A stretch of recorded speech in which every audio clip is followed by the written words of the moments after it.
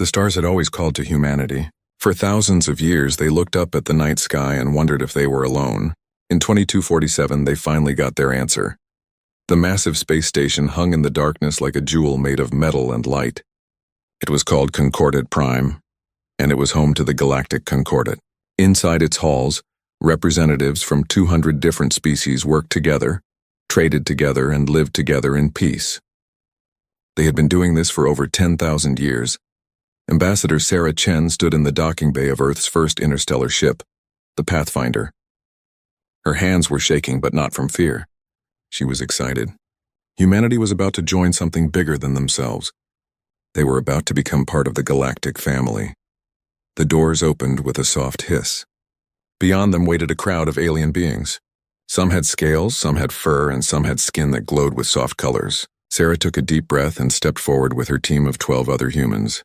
The reception was polite but cold. The aliens studied the humans like scientists studying insects. A tall being with 4 arms and purple skin approached Sarah. Its name was Ambassador Kelrix, and it represented the Concordat Council. "Welcome to Concordat Prime," Kelrix said through a translation device. "We have reviewed your species application. You come from what we call a death world. Your planet is unusually dangerous, and yet you survived." "This is impressive," Sarah smiled. "Thank you. We're eager to learn from the Concordat and share what we know." Kelrix's face showed something that might have been amusement. "Share what you know.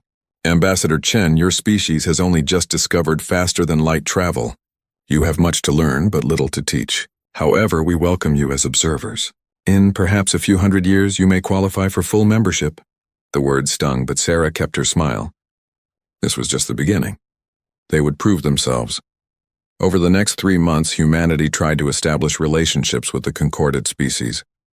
Some were friendly. Most were dismissive. The humans learned quickly that the galaxy saw them as primitive and weak. Yes, they came from a dangerous planet. Yes, they had survived when they should have died. But that just made them lucky, not strong. Then the Vraxian Dominion learned about Earth. The Vraxians were different from most Concordat species. They were conquerors who had been allowed to join because they promised to stop their wars of expansion. They controlled 40 star systems and had the most powerful military in the galaxy. Their bodies were covered in thick armor-like skin. They stood 8 feet tall. They had never lost a war. Emperor Vrex studied the reports about Earth with great interest. The planet was rich in rare minerals. The solar system had valuable resources. And best of all, the humans were weak. Their ships were slow. Their weapons were primitive. Their military was scattered across their tiny system. "It would be foolish not to take what is clearly ours for the claiming," Vrex told his war council. "The Concordat's rules say we cannot attack member species. But the humans are only observers. They have no protection under galactic law." His generals agreed. A fleet of 200 warships began the journey to Earth.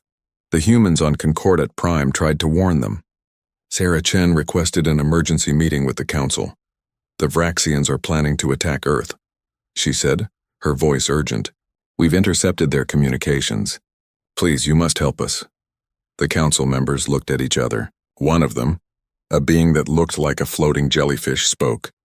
"Ambassador Chen, the Vraxians are aggressive, yes, but they are not fools. If they attack you, you must defend yourselves." "With what?"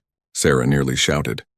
"We have 12 defense platforms and 40 ships scattered across our colonies. They have 200 warships. We need help." Kelrix spoke gently, as if explaining something to a child. "Your species has a violent history. We have studied your databases. You have fought thousands of wars among yourselves. Surely you can defend against one fleet?" Sarah felt her blood turn cold. "You don't understand. Those wars were against other humans. We've never fought aliens with advanced technology, please." But the council dismissed her concerns. The Concordat had rules about interfering in conflicts between non-member species. They would observe and offer to mediate, but they would not intervene. 3 weeks later, the Vraxian fleet arrived at Proxima Colony, humanity's furthest settlement. 5,000 people lived there in biodomes on a rocky moon. They were farmers, miners, and families who wanted a fresh start. The Vraxians did not offer terms. They did not ask for surrender. They simply opened fire from orbit. The defense platforms lasted 4 minutes. The colony's emergency shelters were built to protect against meteor strikes, not military-grade plasma weapons. The bombardment lasted 2 hours. When it was over, Proxima Colony was gone. 5,000 people were dead. The Vraxians broadcasted a message to Earth. You have 30 days to surrender your system. Refuse and we will turn Earth into ash. You cannot win. You are weak. Accept your fate, and we will allow your species to live as workers in our empire. The message reached Earth 12 hours later. The response from humanity's leaders was broadcast across every frequency. No. The Vraxian commanders were confused. Perhaps the humans did not understand their situation. They destroyed 2 more small outposts, killing another 3 million people in orbital bombardments. Surely now the humans would see reason. Instead, something changed on Earth.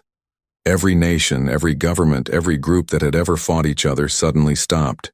Ancient enemies shook hands. Religious differences were set aside. Political rivals worked together. For the first time in human history, the entire species united with a single purpose. The concordant observers watched from their monitoring stations. They expected to see panic. They expected to see surrender negotiations. Instead, they saw something that confused them. Earth's factories changed overnight. Car manufacturers started producing armored vehicles. Civilian shipyards began constructing warships. Research facilities that had been working on medical advances switched to weapons development. Even the entertainment industry started producing propaganda to boost morale. One concordant observer, a being named Tella, who had actually liked the humans, sent a worried report to her superiors. They're not behaving like a species about to surrender. They're behaving like a species preparing for total war. I don't think we understand what we're watching. Her superiors dismissed the report. Humans were emotional and irrational. This was just their way of processing fear. When the Vraxian fleet arrived at Earth in 30 days, the humans would see their situation clearly and surrender. But on Earth, in military headquarters around the world, human generals were making plans. They pulled up thousands of years of warfare history. They studied every battle, every strategy, every tactic that had ever worked. They knew they were outgunned. They knew they were outnumbered. They knew that by every logical measure, they should lose. But humanity had never been very good at accepting what they should do. Admiral James Morrison stood in the command center of the newly constructed warship Defiance. Around him, officers worked at their stations with grim determination. On the main screen, he could see Earth beautiful and blue and threatened. "We have 28 days, he said to his crew. "In that time, we're going to build an army. We're going to prepare for a war, and we're going to show these bastards what happens when you attack Earth." He paused, then added words that would become famous across the galaxy. "They think we're weak because we're new to the stars. They're about to learn that we're new to the stars because we've been too busy perfecting the art of war on our own world. Let's teach them what humanity does best." The crew responded with a single word that echoed through the ship. "Sir, yes, sir." The countdown had begun. The Vraxian fleet expected panic. They expected desperate pleas for mercy. They expected surrender. What they got instead was silence. 28 days after their ultimatum, the Vraxian armada entered Earth's solar system. Emperor Vrex himself commanded the flagship, a massive vessel called the Eternal Conqueror. He had come to witness humanity's defeat personally. It would be a message to the rest of the galaxy. Even the aggressive Deathworlders would bow to Vraxian power. The fleet's sensors immediately detected the human ships waiting for them. Vrex laughed when he saw the numbers. Humans had managed to build 40 new ships to add to their existing fleet. Against 200 Vraxian warships, it was pathetic. "Open a channel," Vrex commanded. "Let me speak to whoever leads these fools." Admiral Morrison's face appeared on the screen. He looked tired, but his eyes were hard as steel. "This is your last chance," Vrex said. "Surrender now and your species will serve us. Fight and we will exterminate every last one of you." Morrison was quiet for a moment. Then he smiled, and it was not a pleasant smile. "Emperor Vrex, in the last month humanity has done something we should have done long ago. We stopped fighting each other and remembered who we really are. You wanted to see what Deathworlders can do? Let me show you." The channel cut off. Vrex felt a moment of confusion, then his tactical officer shouted a warning. "Sir, we're detecting weapons launches from Earth, from Mars, from the asteroid belt. Thousands of missiles. The Vraxian fleet's defensive systems activated. Their point defense weapons destroyed most of the missiles easily, but there were so many. A few got through. When they hit, They didn't carry the plasma warheads the Vraxians expected. They carried something else, nuclear weapons. The tactical officer screamed. They're using atomic weapons. The concordant observers watching from a safe distance were shocked. Nuclear weapons were considered barbaric. Most species had banned them thousands of years ago after learning about the radiation danger, but humanity had kept them, improved them, and now used them without hesitation. 3 Vraxian ships were destroyed in the first wave. It was barely a dent in their fleet, but it sent a message. Humans would use any weapon they had. The battle began in earnest.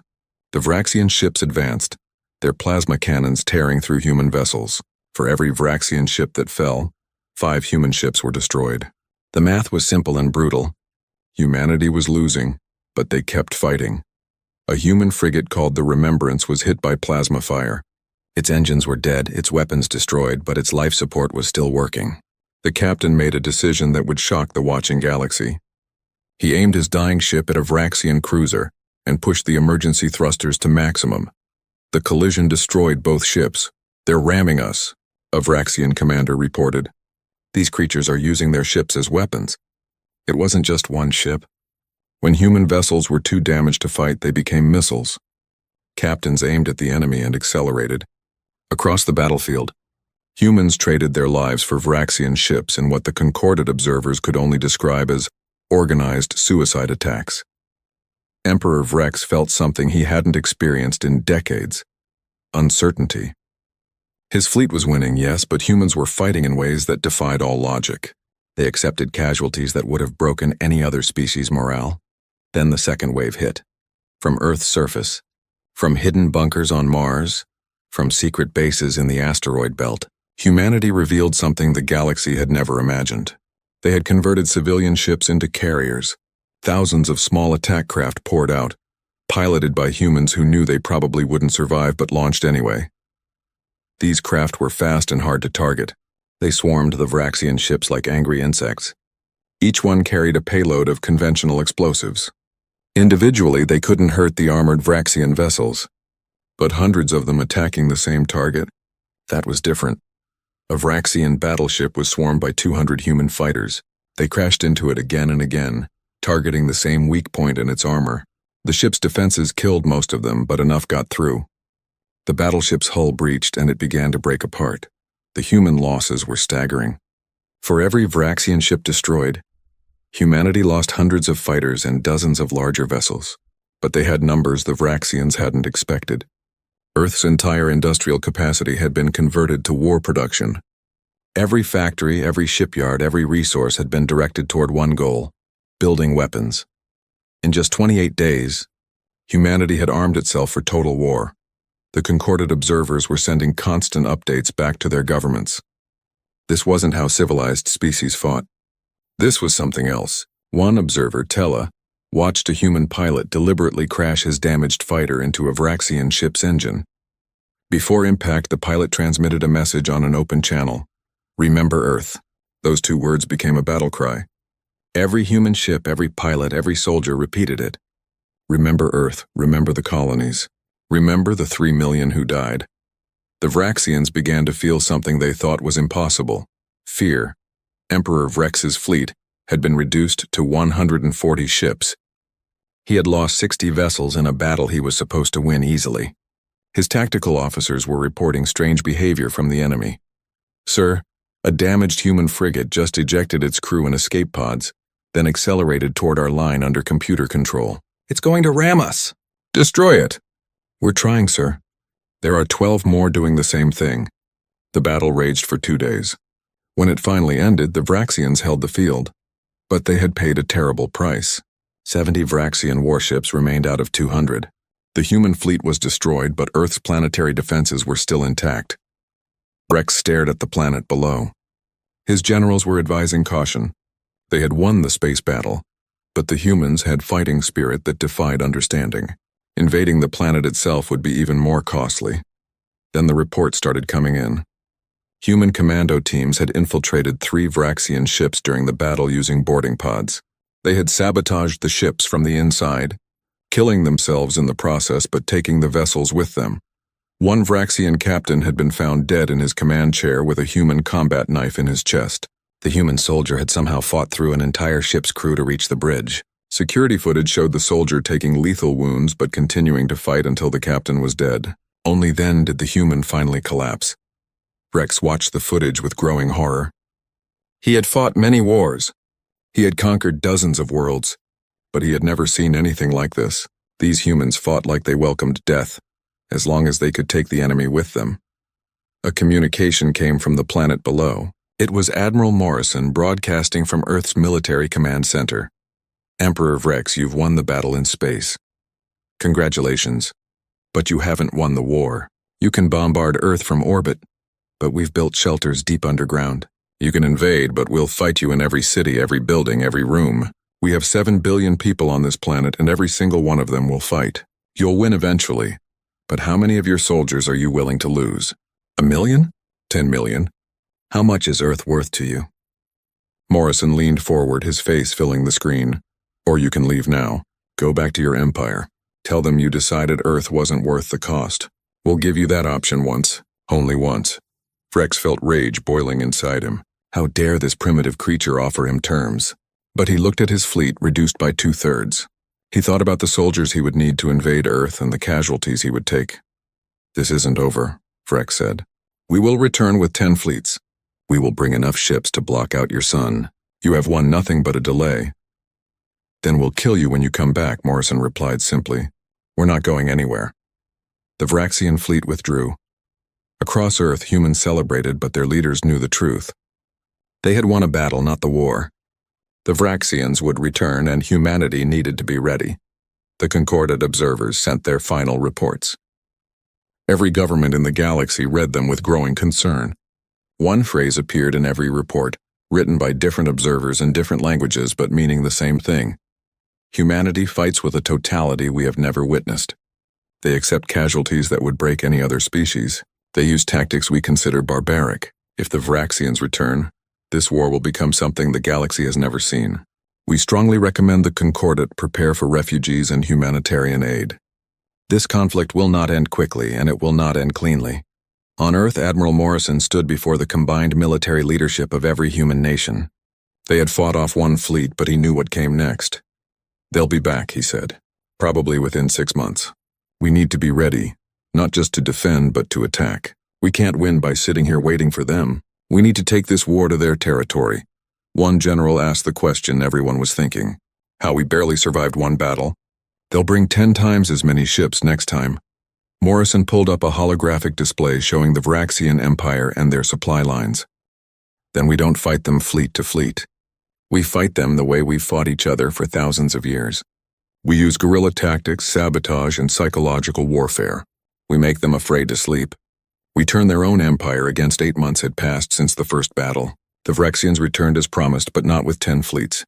They brought 5, thinking it would be enough. They were wrong about many things. The war had changed. Humanity had changed. The Vraxian forces swept through the outer colonies, recapturing the territories they had lost. But something was different this time. The human colonists fought with desperate fury, but when defeat was certain, they destroyed everything. Farms were burned, mines were collapsed, water purification systems were sabotaged. The Vraxians conquered empty ruins instead of valuable resources. Then they found the bodies.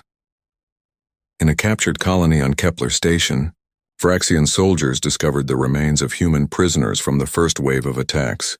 They had been tortured, experimented on, and left to die in cages. The Vraxian commanders had allowed this, seeing humans as beneath their concern. The footage was transmitted back to Earth. Admiral Morrison watched it with the other military leaders. The room was silent except for the sound of the recording. When it finished, Morrison's hands were shaking, but his voice was steady. No more prisoners, he said. From this moment forward, we show the Vraxians exactly the same mercy they showed our people. None. No one disagreed. The order went out to every human ship, every military unit, every soldier. The concordant observers monitoring human communications were horrified. This violated every rule of civilized warfare. They sent urgent messages to Earth begging the humans to reconsider. Morrison's response was broadcast across all frequencies so everyone could hear it. You want us to follow the rules of war? Where were those rules when the Vraxians killed 3 million of our people without warning? Where were those rules when they tortured our prisoners? The Concordat had a chance to help us to stop this before it started. You chose to do nothing. Now you'll watch what happens when you leave Deathworlders to fight alone." The Concordat had no response. The war entered a new phase. Human ships no longer tried to capture Vraxian vessels. They destroyed them completely, making sure there were no survivors. When humans retook occupied colonies, they executed every Vraxian soldier they found. The galaxy watched in horror as humanity embraced total war. But the humans weren't just fighting in space. They were fighting everywhere. Commander Sarah Reeves led a team of 50 Special Forces soldiers on a mission deep into Vraxian territory. They traveled in a stolen Vraxian cargo ship, using forged credentials to pass through checkpoints. Their target was Vraxis Prime, the species' homeworld. They weren't there to fight an army. They were there to do something much worse. The team split up across the planet's capital city. Over 3 days, they planted devices in the city's infrastructure. Its water treatment plants, its power grid, its communication hubs. They moved like ghosts, killing silently when necessary, hiding when possible. On the 4th day, they activated everything at once. The capital went dark. Water systems failed. Communication networks crashed. In the chaos, the humans extracted themselves and escaped on a civilian transport. By the time Vraxian security figured out what happened, Reeves and her team were gone, but the damage was done. The citizens of Vraxis Prime rioted when they learned that humans had penetrated their defenses and attacked their homeworld. How could their mighty military let this happen? The Vraxian government tried to suppress the information, but it leaked. Across the Empire, people began to question whether this war was worth the cost. Humanity didn't stop there. They sent teams to a dozen Vraxian worlds. Some missions succeeded, some failed, but the message was clear. Nowhere was safe. Humans could strike anywhere, anytime. The psychological warfare was just as brutal as the physical fighting. Humanity created a weapon that the galaxy had never seen before. They called them von Neumann swarms, self-replicating machines that could build copies of themselves using raw materials they found. Humans launched thousands of these into Vraxian space with one instruction: reproduce and destroy military targets. The swarms started small, but they grew. They consumed asteroids and turned them into more machines. They attacked Vraxian supply ships, space stations, and military outposts. The Vraxians couldn't destroy them all because each machine they killed was replaced by 2 more. Within 3 months, the swarms were causing chaos throughout the Vraxian Empire. Supply lines were disrupted. Military production slowed. The Vraxians had to dedicate entire fleets just to hunting down these machines. The Concordat was appalled. They sent delegations to Earth, begging humanity to stop using such weapons. Self-replicating machines were banned under galactic law because they could potentially consume entire solar systems if they malfunctioned. "Then maybe you should have made rules against surprise attacks too," Morrison told them.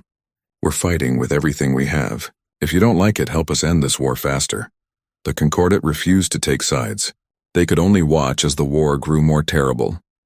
The turning point came at the Battle of Vraxian Outpost 7. The outpost controlled a strategic star system on the edge of Vraxian space. Capturing it would give humanity a foothold in enemy territory.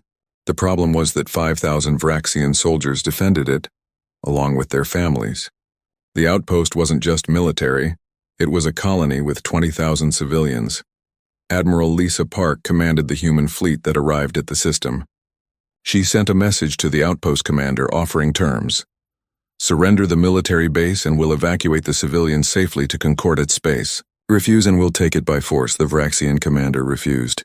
His honor wouldn't allow surrender to primitives. Admiral Park gave him 24 hours to reconsider. When the deadline passed and the answer was still no, she gave an order that would haunt her for the rest of her life. Begin bombardment. Target the military sections first, but if they use civilians as shields, continue firing anyway. The battle lasted 6 hours. The Vraxian defenders were brave but doomed. When it was over, the military base was destroyed. So were the civilian sections. The Vraxians had indeed used their own people as shields, hoping humanity would hesitate. They were wrong. Park transmitted footage of the aftermath back to Vraxian space, along with a message.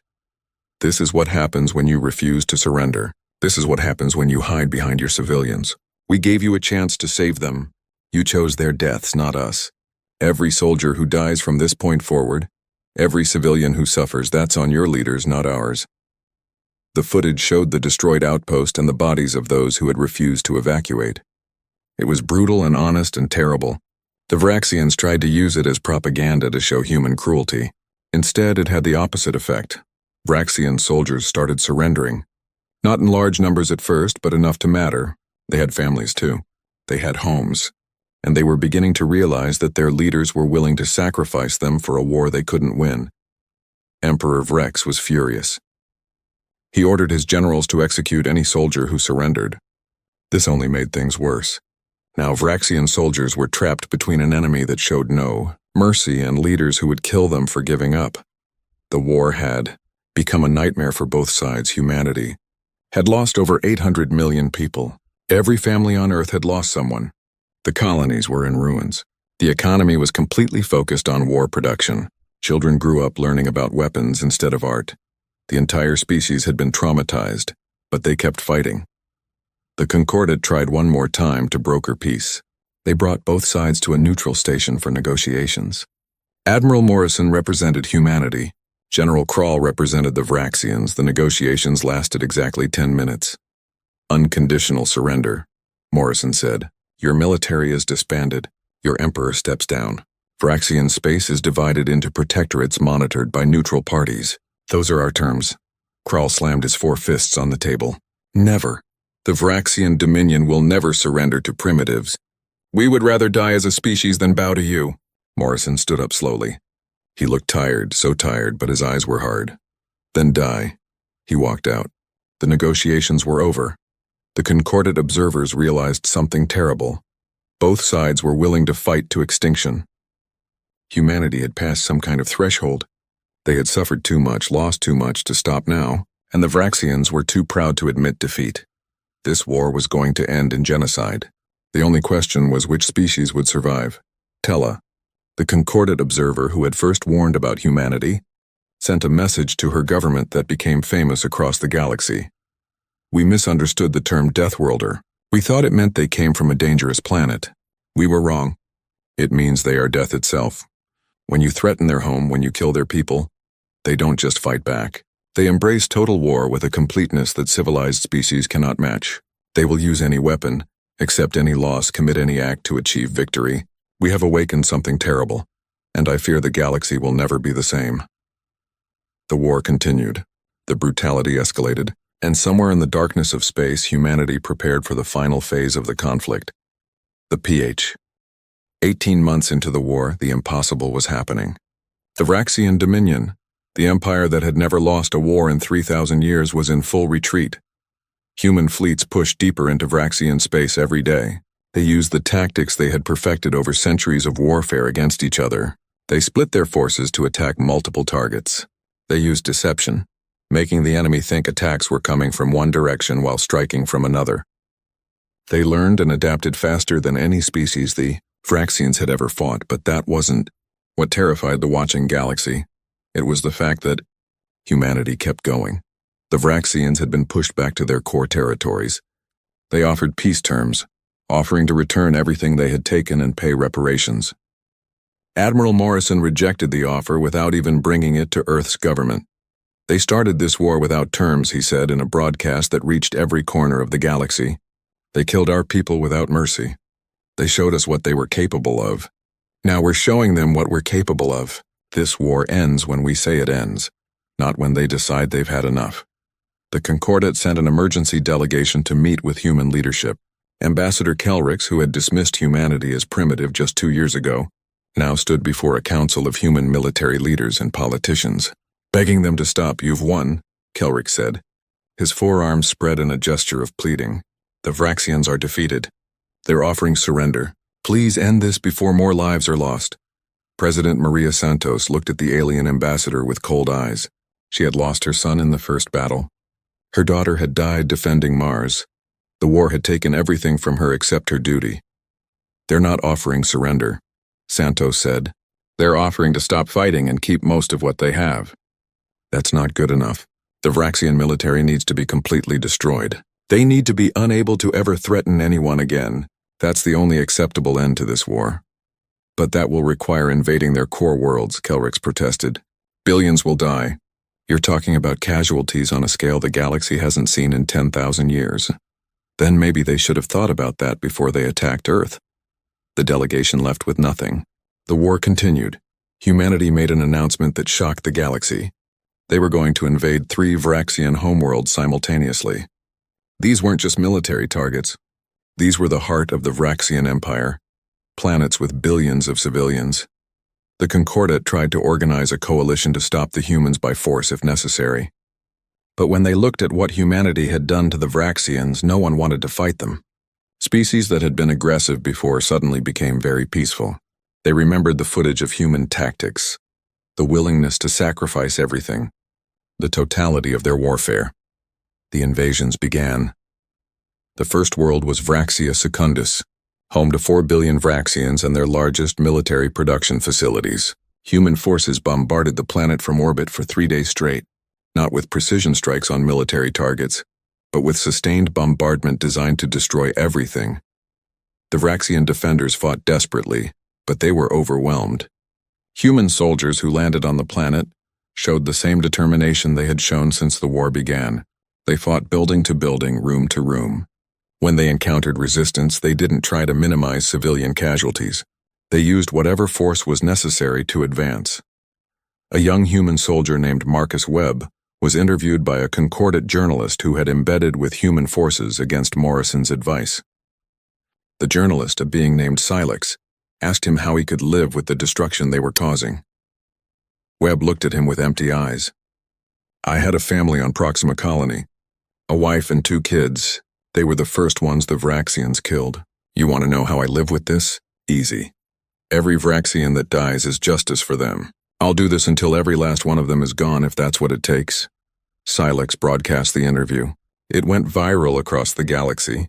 People realized this wasn't just about military strategy anymore. Humanity had become consumed by revenge. Every soldier had lost someone. Every civilian on Earth had buried friends or family. The entire species had been traumatized, and they were channeling that trauma into destruction.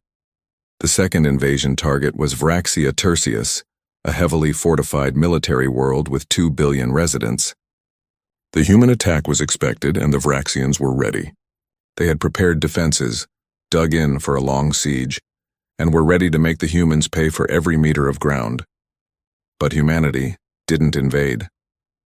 Instead, Admiral Chan made a different decision. She positioned her fleet in orbit and gave the order that would make her name a curse word across half the galaxy. Prepare.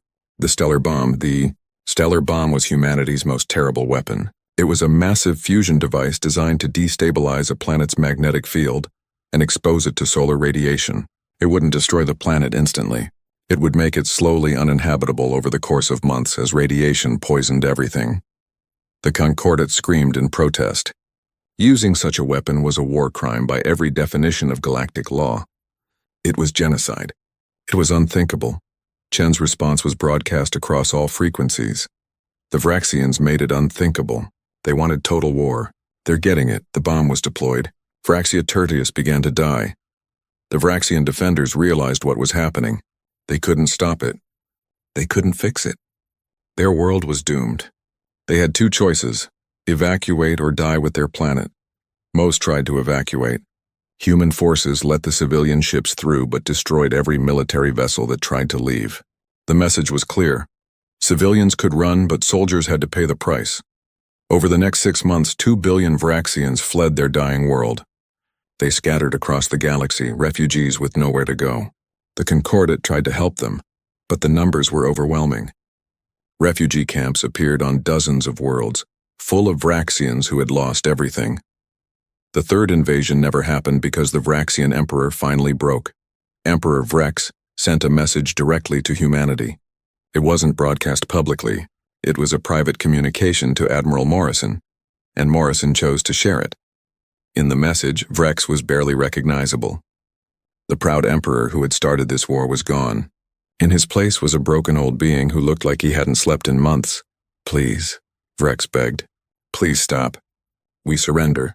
Unconditional surrender. Take our military. Take our weapons. Take our throne. Just please stop killing my people." Morrison watched the message 3 times before responding. When he did, his response was simple. No. The galaxy collectively gasped. The Vraxians were offering everything, and humanity still said no. What more could they possibly want? Morrison explained in a broadcast that would become one of the most infamous speeches in galactic history. The Vraxian people need to understand something. They followed their emperor into a war of aggression. They supported the attack on Earth. They celebrated when their military killed our people. This isn't just about their military or their government. This is about an entire species that thought it was acceptable to commit genocide against us. So no, we don't accept their surrender. We're going to continue this war until the Vraxian people truly understand what they've done. Human forces arrived at Vraxis Prime, the Vraxian throne world, home to 8 billion Vraxians, the capital of their empire, the seat of their civilization, and humanity laid siege to it. They didn't invade. They didn't bombard. They simply surrounded the planet and waited. No ships in, no ships out. No supplies, no food shipments, no medicine. The planet had enough resources to feed itself for about 3 months. After that, people would start starving. The Concordat tried everything to break the siege. They sent humanitarian ships. Human forces turned them away. They tried diplomatic pressure. Humanity ignored it. They threatened sanctions. Humanity laughed. Sanction us for what? President Santos asked. We're already isolated. We're already fighting alone. Your threats mean nothing. The siege continued. Inside Vraxis Prime, desperation grew. The government rationed food, but it wasn't enough. People began to starve. Protests turned into riots. Riots turned into civil war as different factions fought over remaining resources. Emperor Vrex killed himself in the 3rd month. His final message was broadcast across the planet. I'm sorry. I started this war out of arrogance and pride. I thought humans were weak. I was wrong. I condemn my people to this fate. I don't deserve to live while they suffer. Forgive me, his death changed nothing. The siege continued. By the 6th month, 4 billion Vraxians had died of starvation and disease. The surviving 4 billion were too weak to do anything but wait for death. Then humanity offered terms. Admiral Morrison himself delivered them via broadcast. To the dying planet below. Unconditional surrender. Your military is permanently disbanded. Every weapon you have is destroyed. Your species is limited to 1 planet under Concordat supervision. Any Vraxian caught building military technology will be executed. These terms are not negotiable. Accept them and we'll send food and medicine. Refuse and we'll wait until every last one of you is dead. The Vraxian government, what was left of it, accepted immediately. Human ships began delivering supplies. Medical teams landed to help the sick. Engineers worked to restore infrastructure. But there were conditions. Vraxian soldiers who had participated, 3 years after the Vraxian surrender, the galaxy had changed in ways no one could have predicted. The Vraxian species survived, but barely. Their population had been reduced from 40 billion across 40 worlds to just under 4 billion on a single planet. They were forbidden from having a military. Their technology was monitored. A generation of children was growing up knowing that their species had been broken by a race they had called primitive. But it was humanity that had changed the most. Ambassador Sarah. Chen walked through the halls of Concordat Prime once again. 3 years ago, she had begged these people for help. Now when she entered a room, conversations stopped. Aliens looked away or found excuses to leave. She was treated with the kind of careful politeness usually reserved for dangerous predators. The Concordat had formally invited humanity to join as full members. Not observers, not probationary members, but full voting members with all rights and privileges. The vote had been unanimous. No species had dared to vote against it. Chen sat in her first full council meeting and watched as the representatives discussed trade disputes and border disagreements. When it came time for humanity to speak on an issue regarding shipping routes, she stood. The room fell silent. 200 species waited to hear what she would say. Humanity supports the proposed trade route adjustment. Chen said simply. We believe it's fair to all parties involved. There was a pause, then rapid agreement from every other species. The measure passed without any debate. Chen sat down feeling slightly sick. They hadn't agreed because her argument was good. They had agreed because they were afraid to disagree with humanity. This was what victory looked like. On Earth, things were complicated. The planet had survived the war, but it bore scars that would take generations to heal. Monuments covered the landscape. memorials to the 800 million humans who had died. Every city had a wall with names carved into it. So many names. Admiral Morrison stood in front of one such wall in Washington. His hands traced the letters of his daughter's name. She had been a pilot, killed in the second month of the war when her fighter was shot down over Mars. She was 23 years old. Was it worth it? A voice asked behind him. Morrison turned to see President Santos. She looked older than her years. The war had aged everyone who lived through it. I don't know, Morrison admitted. We won, we're safe. No one will threaten us again. But the cost, he trailed off, looking back at the wall of names. Santos joined him, finding her own children's names among the millions. I have nightmares, she said quietly. About the siege. About Vraxis Prime. I see the footage from the refugee camps, the starving children, the bodies. And I know we did that. I gave the orders. You carried them out. We broke an entire species. They started it, Morrison said, but his voice lacked conviction. They did, Santos agreed. And we finished it in a way that will haunt us forever. The galaxy is afraid of us now. Not respectful, not admiring, afraid. Is that what we wanted? Neither of them had an answer. In schools across Earth, children learned a different kind of history now. The curriculum included detailed lessons about the war, about what humanity had done, about the terrible weapons they had used and the billions who had died. Teachers struggled to explain to young students why their parents had made the choices they made. A teacher named David Park stood in front of his class of 10-year-olds. They had just finished learning about the siege of Vraxis Prime. One student, a girl named Emma, raised her hand. Mr. Park, my grandpa was an admiral in the war. He helped with the siege. Does that make him a bad person? David thought carefully about his answer. His brother had been Marcus Webb, the soldier who had said every dead Vraxian was justice. His brother had survived the war but hadn't survived the peace. He had taken his own life 2 years ago, unable to live with what he had done. War makes people do terrible things, David told his students. Your grandfather and everyone who fought did what they thought they had to do to protect Earth. But that doesn't mean everything they did was right.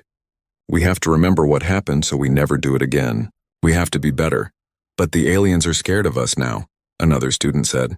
Doesn't that mean we're safe? Fear isn't the same as safety, David replied. When people are afraid of you, they might not attack you directly. But they also don't trust you. They don't want to be your friend. They're just waiting for you to make a mistake. It was a lesson the entire human species was learning. The Concordat had created the human quarantine protocols, but they had also created something else, a secret council that met regularly to discuss the human problem. They didn't call it that officially, but everyone knew what it was. 200 species trying to figure out what to do if humanity ever turned its war machine on someone else. They discussed options: economic isolation, diplomatic pressure. In the most extreme scenarios, they discussed a preemptive military strike. But when they looked at human capabilities, at what they had done to the Vraxians, no one wanted to be the one to start that fight. So they waited and watched and prepared, just in case. Tella, the Concordat observer, had been studying humanity for 3 years. She had written dozens of reports trying to help the galaxy understand these strange, violent, brilliant, terrifying beings. Her latest report was making its way through Concordat channels. In it, she wrote, humanity's greatest strength is their refusal to accept defeat. When faced with extinction, they chose to fight with a totality that overwhelmed their enemy. But this same trait is also their greatest weakness. They cannot stop. Even after victory, they continue to prepare for the next war. They have built monuments to their dead, but also weapons for future battles. They say they want peace, but everything they do prepares for war. The question is not if humanity will fight again, but when and who will be their target. The report terrified the Concordat leadership, because Tella was right. Humanity was building new ships, researching new weapons, and expanding their military despite having no enemies. When asked why, their answer was always the same. Never again. Never again would they be unprepared. Never again would they be vulnerable.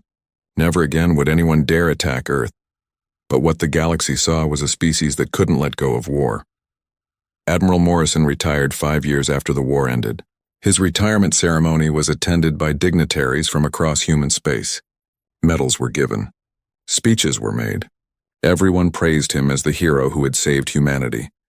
But Morrison looked at the audience and saw the truth in their eyes.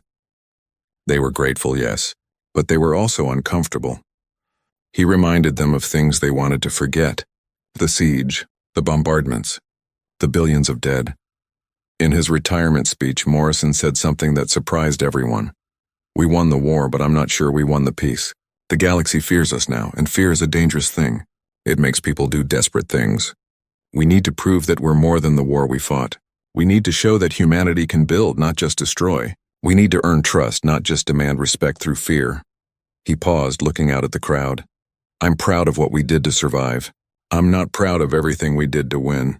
Future generations will judge us, and I hope they judge us fairly. We did terrible things to prevent our extinction. Whether that was justified is a question I'll be asking myself for the rest of my life." The speech was not well received by everyone. Some called Morrison a traitor for expressing doubt. Others called him weak. But many others, especially the younger generation, agreed with him. They wanted humanity to be known for more than war. A movement started among young humans. They called themselves the Builders. They dedicated themselves to humanitarian work, to helping other species, to proving that humanity was more than its worst moment. They went to the Vraxian Protectorate world and helped rebuild. They volunteered on refugee worlds. They used human technology and innovation to solve problems instead of creating weapons. The galaxy watched this with cautious hope. 10 years after the war, a young Vraxian named Kelth stood in a classroom on the Protectorate world. He was teaching history to Vraxian children who had never known their empire's glory. A student asked him the question that every Vraxian child eventually asked. "Teacher, why did we lose the war? How did the humans beat us?" Kelth thought about his answer carefully. He had been a young soldier during the war. He had seen what humans were capable of. He had surrendered during the siege because he didn't want to die for an emperor's pride. "We lost because we made two mistakes," Kelth said. "First, we attacked someone who had done nothing to us. We started a war we didn't need to fight. Second, we underestimated our enemy. We thought because humans were new to the galaxy, they were weak. We were wrong. But how did they beat us?" The student insisted. "We were stronger. We had more ships. They beat us because they were willing to do whatever it took to survive," Kelth explained. "We fought for glory and empire. They fought for their home and their families. When you fight for survival, you don't hold anything back. You use every weapon, accept every loss, do whatever is necessary. That's what makes humanity dangerous. Not their technology or their